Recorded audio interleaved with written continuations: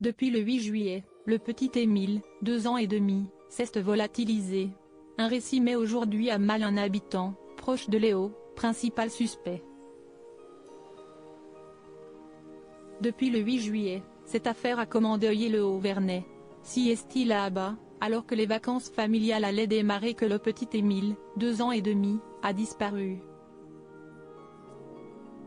Volatilisé depuis, il n'a plus donné signe de vie.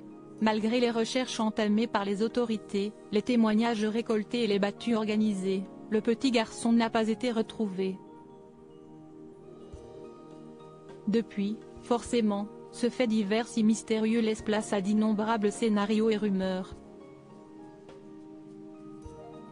Les soupçons se porteraient jusqu'ici sur un jeune agriculteur de la région, Léo. Et désormais un récit serait de plus en plus jugé suspect aux yeux des enquêteurs, comme le fait savoir le nouveau détective. Rappelons que le matin de la disparition du gamin, une altercation a éclaté entre Léo, 16 ans, et le grand-père d'Émile.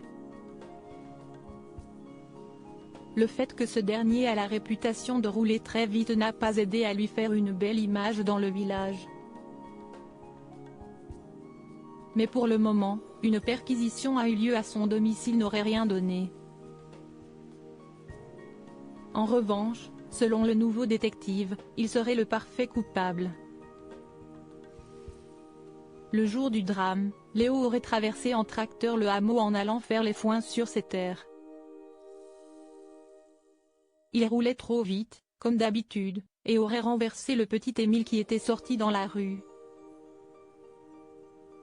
Il aurait emporté le corps pour s'en débarrasser et téléphoné à son cousin, pour accorder leur version. Ce serait la dernière rumeur qui circule au sein du village.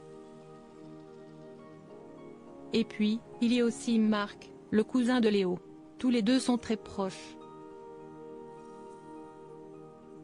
Et Léo aurait passé un coup de téléphone à Marc, dans l'après-midi de la disparition d'Émile, 2 ans et demi. Depuis, il n'a de cesse de prendre la défense de ce dernier face aux enquêteurs. Le nouveau détective va jusqu'à penser que Marc pourrait en réalité couvrir Léo.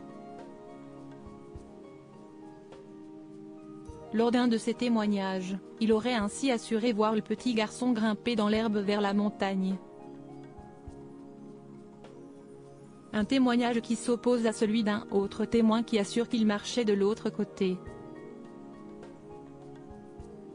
Et les chiens renifleurs donnent raison à cette deuxième version. Par son récit, Marc éloigne l'enfant de la route. Mentirait-il pour couvrir son cousin Léo ? Se pose comme question le nouveau détective.